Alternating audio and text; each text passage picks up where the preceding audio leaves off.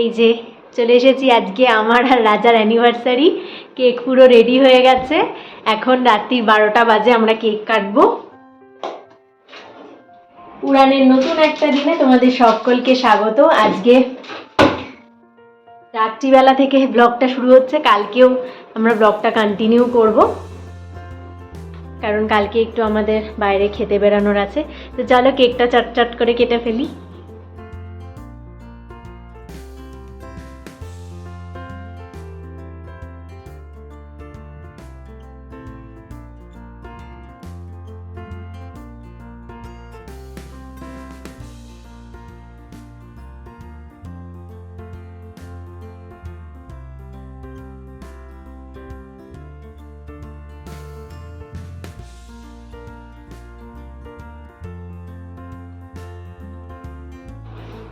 দারুণ কেক হয়।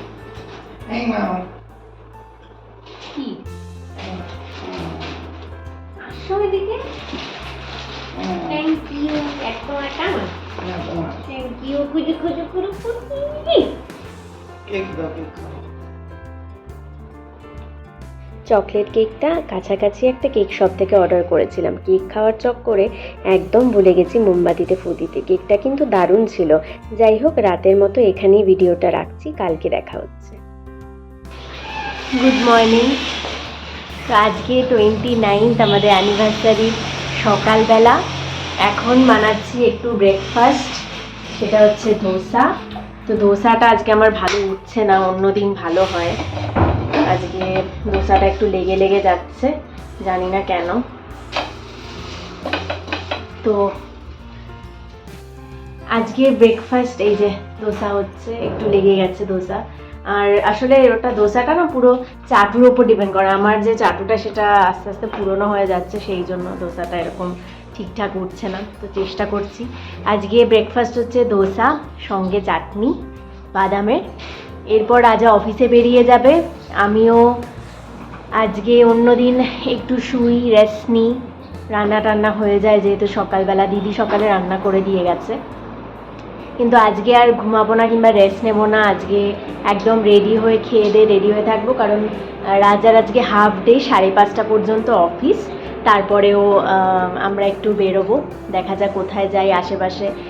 তো এখানে সেরকম কোনো পার্ক ঠার্কও নেই যে একটু ঘুরতে যাবো, ছবি টবি তুলবো। তাই একটা জায়গায় ডিনার করতে যাওয়ার কথা আছে, দেখা যাক কি হয়। তো চলো ভিডিওটা আজকে দেখতে থাকো। আশা করি ভিডিওটা তোমাদের সবার খুব ভালো লাগবে। নাও, টাটা। রাজা এখন বেরিয়ে যাচ্ছে। এবার স্নান করে পুজো করে একদম রেডি হয়ে যাব।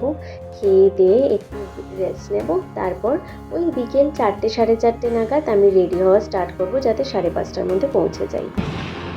কুড়ি কুড়ি, টাটা। সাবধানে যাবে, পৌঁছে একটা মেসেজ করবে।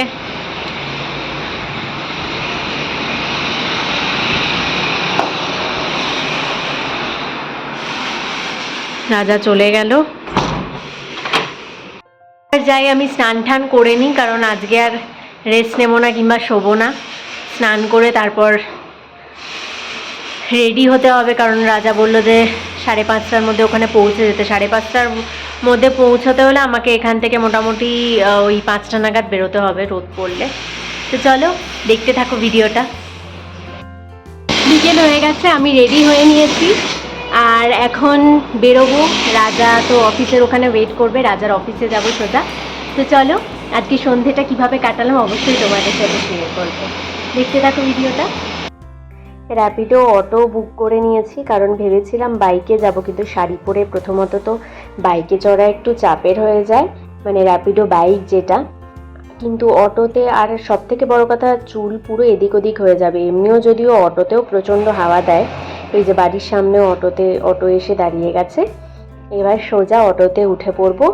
মোটামুটি আজকে রাস্তা যদি ফাঁকা থাকে, জানি না, আজকে তো ছুটির দিন নয়, তবুও ছুটির দিন আর এমনি দিন যাই হোক, ট্রাফিক সবসময়ই ব্যাঙ্গালোরে বিরাজমান। তো দেখি রাস্তায় বেশি যদি ট্রাফিক না থাকে, মোটামুটি আধ ঘন্টার মধ্যে পৌঁছে যাওয়ার কথা। এই যে চলে এসেছি রাজার অফিসের সামনে। অফিসের সামনেটা বেশ সুন্দর করে সাজানো। এইটা হচ্ছে সেসনা বিজনেস পার্ক, যেখানে একসাথে অনেকগুলো কোম্পানিজ রয়েছে। তো আমাকে এখন নিচে দাঁড়িয়ে একটু রাজার জন্য ওয়েট করতে হবে। রাজাকে ফোন করে দিয়েছি, রাজা আসছে। এই যে গল্প করতে করতে রাজা এবার চলে এসেছে। তো রাজার সাথে কোথায় যাই করে কাছাকাছি একটা আয়রন হিল ব্যাঙ্গালোর বলে পাব আছে, সেখানে চলে এলাম। কারণ আমরা কিছুটা দূরে ভেবেছিলাম ওয়ার্তুরে একটা শপিং মলে যাব। শপিং মলে গিয়ে কী বা করবো, ছবি টবিও তোলা যাবে না, আর কিছুই করা যাবে না। সেই জন্য শপিং মলে কিছু শপিং করার তো নেই, তাই চলে এলাম এখানে একটু টাইম স্পেন্ড করতে। ভেতরে ঢুকে তো আমি অবাক, এদের নিজেদের বিয়ার ফ্যাক্টরি রয়েছে, যেখানে এরা নিজেরাই বিয়ার তৈরি করে আর সেটাকেই সার্ভ করা হয়। বেশ সুন্দর আর অন্যরকম লাগলো। তো আমাদের সিটিংটা দিয়েছিল বাইরে, ভেতরে দেয়নি, বাইরেটায় দেওয়ার জন্য তো আমি ভীষণ খুশি হয়েছি। কারণ একটু সবসময় এসির হাওয়ার বাইরেও একটু খোলা হাওয়াটা বেশি ভালো লাগে। এই যে তো আমাদের দেখিয়ে দিল কোথায় বসতে হবে। সোজা একটা ছোট্ট জলের পাশ দিয়ে, জল রয়েছে এক ছোট্ট লেক মতো, সেই লেকের পাশ দিয়ে আমরা বসে যাচ্ছি আমাদের সিটিংয়ের এরিয়াতে। চারপাশটা কি সুন্দর লাগছে, তাই না? আমার তো বেশ ভালো লেগেছে।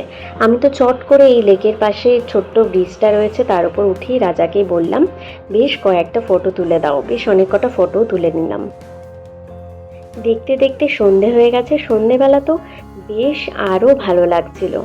হালকা মিউজিক বাজছে, চারিদিকে মিউজিকটা দেয়া গেল না কারণ কপিরাইট হয়ে যাবে বলে। আর এই যে আমি আর রাজা বসে আছি, খুব সুন্দর একটা টাইম কাটছে। লেকের জলটাতে পুরো আলোয় আলো হয়ে রয়েছে। আমরা ঘুরে ঘুরে চারপাশটা একটু খাওয়া দাওয়ার পর হেঁটে হেঁটে দেখছিলাম। এখানে কিন্তু অনেক কটা ফ্লোর, গ্রাউন্ড ফ্লোরটাই সবাই বেশি প্রেফার করছে যখন রিসেপশন থেকে আমরা এলাম, কারণ গ্রাউন্ড ফ্লোরে চারপাশটা খোলামেলা। এই আমরা উপরটাতে চলে এসেছি দেখার জন্য যে কেমন লাগছে ওপর থেকে নিচটা। একদম সবই অন্ধকার, অল্প অল্প আলো, তেমন বিশেষ কিছু দেখা যাচ্ছে না।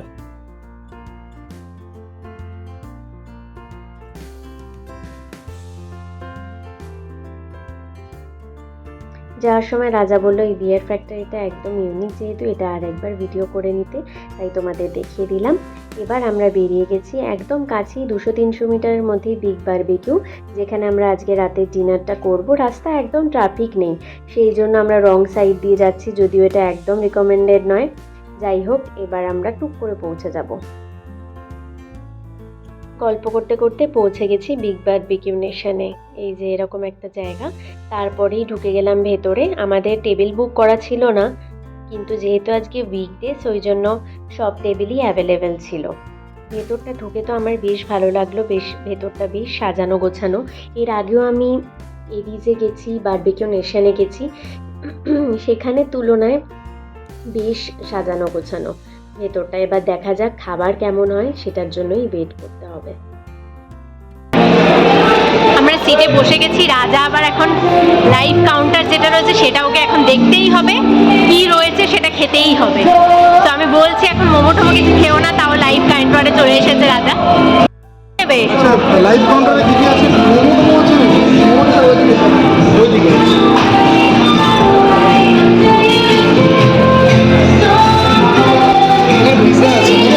না না, পিজা পিজা খাবো না।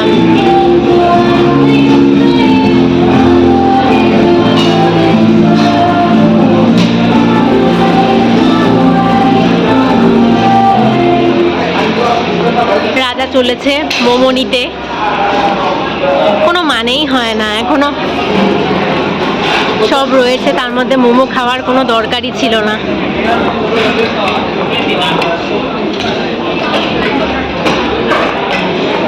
কি এগুলো? বাবা রে, মোমোটা কোথায় আছে? মোমো খাওয়া মোমো খাওয়া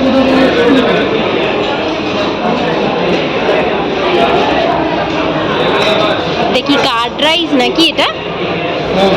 মা গো, এগুলো ওদের রাখতেই হবে, এখানে অনেক রকম আচার রয়েছে।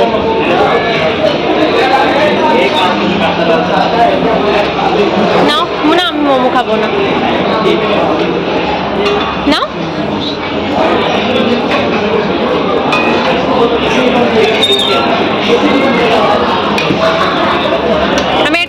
করব।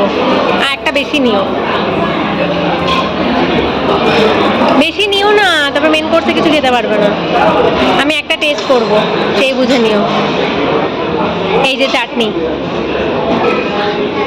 ঝাল চাটনিটা কিন্তু।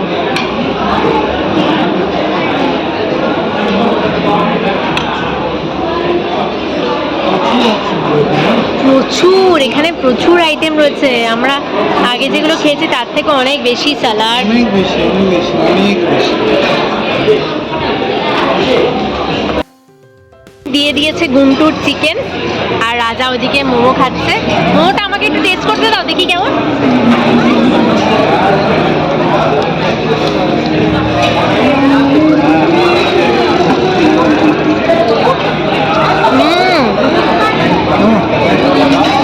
Awesome. হ্যাঁ?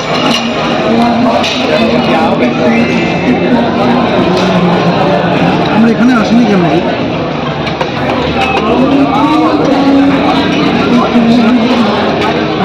বাস বাস, that's it.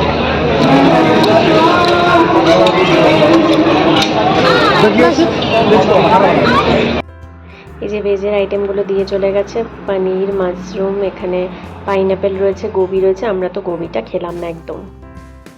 হ্যাঁ বলো, টেস্টটা কেমন অন্য বারবিকিউয়ের থেকে? অপশনটা বেশি নাকি? অনেক বেশি। প্রনসটা একটু আমার জন্য রেখো। প্রনস দুটো আছে। ও, এবার চলে এসেছি মেন কোর্সে। প্রথমেই রয়েছে এগ ফ্রাইড রাইস, এরপর রয়েছে এখানে চিকেনের একটা preparation, chicken garlic or something কিছু একটা। এখানে রয়েছে চিকেন বিরিয়ানি, মাটন বিরিয়ানি দেয় না এইসব জায়গায়। আর এটা রয়েছে মাটন রাগান জোস, যেটা আমি খাওয়ার জন্য ওয়েট করছি। আর এদিকে রয়েছে চিকেনের আর একটা প্রিপারেশন, বাটার চিকেন কিংবা কি একটা যেন ছিল, মনে পড়ছে না। আর এইটা রয়েছে এগ কারি। তো এইটা হচ্ছে আজকের মেন কোর্সের যেগুলো রয়েছে মেনুতে। এই যে আমি এবার পেটে খাবার নিয়ে নিয়েছি। রাজার শরীরটা একটু খারাপ লাগছে, ওর পেটটা একটু ব্যথা করছে, ওই জন্য ও বললো তুমি আগে নাও, তারপর আমি নেব। প্রথমে আমি একটু স্যালাড নিয়ে নিচ্ছি। এখানে বেশ অনেক রকমের স্যালাড রয়েছে। আমি পেঁয়াজ আর শসাটাই বেশি প্রেফার করি, তাই সেটা নিয়ে নিলাম।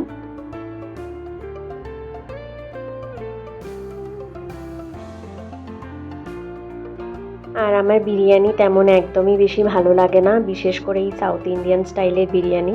এখানে তো সাউথ ইন্ডিয়ান স্টাইলের বিরিয়ানি রয়েছে, তাই আমি একটু এগ ফ্রাইড রাইস নিয়ে নিচ্ছি। ফ্রাইড রাইসটা আমি ভীষণ প্রেফার করি, পোলাও, বিরিয়ানি এসবের থেকেও ফ্রাইড রাইসটা আমার বেশি ভালো লাগে। এবার সোজা চলে এলাম মাটন রোগান জুস। চিকেনটা আমার একদমই খেতে ভালো লাগে না, রাজা খেতে ভালোবাসে দেখে বাড়িতে দায় পড়ে খাই।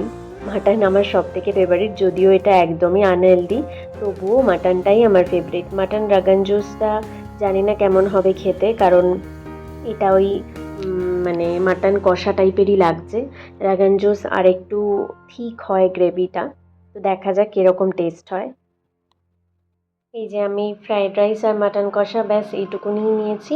আর ওদিকে রাজা চিকেনের একটা প্রিপারেশন আর প্লেন রাইস নিল। আমি বললাম যে পেট ব্যথা করছে, একটু কিছু খেয়ে নাও, নইলে শরীরটা খারাপ হতে পারে। এবার খাওয়া দাওয়া হয়ে গেছে, মেন কোর্স চলে এসেছি ডেজার্ট সেকশনে। ডেজার্টে বিভিন্ন ধরনের কেকস রয়েছে, পপিন্স রয়েছে, এদিকে ফিরনি রয়েছে, শ্রীখণ্ড রয়েছে, কেকে পেস্ট্রির আইটেমসই বেশি রয়েছে। আর এদিকে রয়েছে আইসক্রিম বানিয়ে দেবে, আর কুলফিও অ্যাভেলেবেল রয়েছে।